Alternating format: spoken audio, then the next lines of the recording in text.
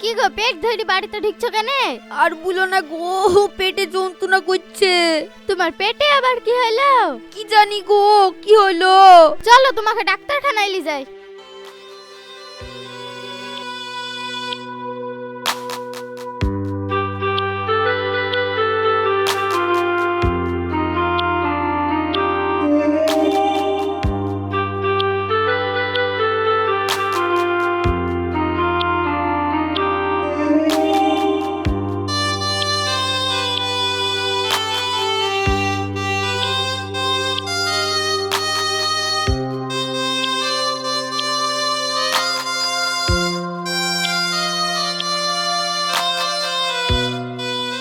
এই এই কোথায় যাচ্ছেন? ভেতরে যাচ্ছেন কেন?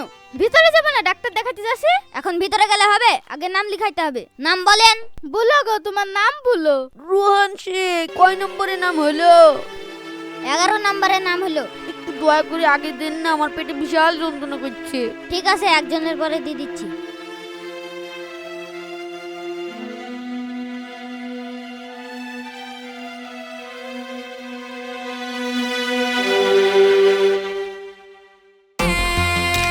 এই কম্পাউন্ডার, কই তোমার সেই ডাক্তার? কি ব্যাপার, আপনি চেঁচাচ্ছেন কেন?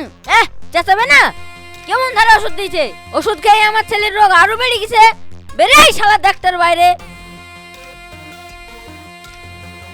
ডাক্তারবাবু, একটা রোগী বিশাল রেগে গেছে। হ্যাঁ, রেগে গেছে কেন? ওষুধ খেয়ে পেশেন্টের রোগ আরো বেড়ে গেছে।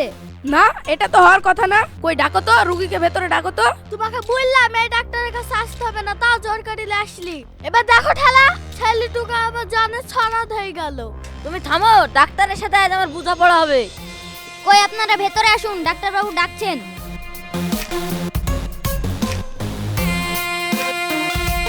এই ডাক্তার, আপনি কেমন ওষুধ দিয়েছেন? ওষুধ খাই আমার ছেলের রোগ আরো বেড়ে গেছে। কই দেখি ওষুধগুলো দেখি। এই দেখেন, লেন ঢেক করে দেখেন। হ্যাঁ, সব ওষুধ তো ঠিকই দেওয়া আছে।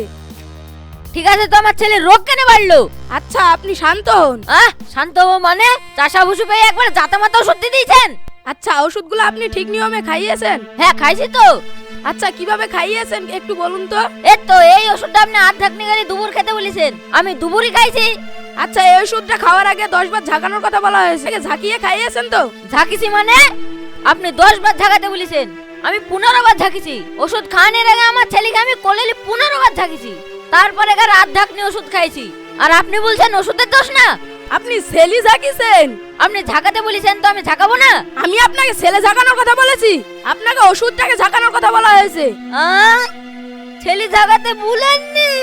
আশ্চর্য মানুষ তো, বাচ্চাকে ঝাঁকাবেন কেন আপনি? আপনাকে ওষুধ ঝাঁকানোর কথা বলা হয়েছে। এমন শিখা কতবার বললাম, ওষুধ খাওয়ানোর আগে আরেকবার ফোন করে শুধাও কেমন ভাবে খাওয়াতে হবে। ঢামরা মিনসে আমার একটা কথা শুনলো না। আমি কি লেখাপড়া জানি যে পড়ি দেখবো? ছেলে মানুষ বেলাতে যদি লেখাপড়াটা শিখতে, তাহলে আজ আর এই দিন দেখতে হতো না। হ্যাঁ গো, এখন বুঝতে পারছি শিক্ষার কি মূল্য।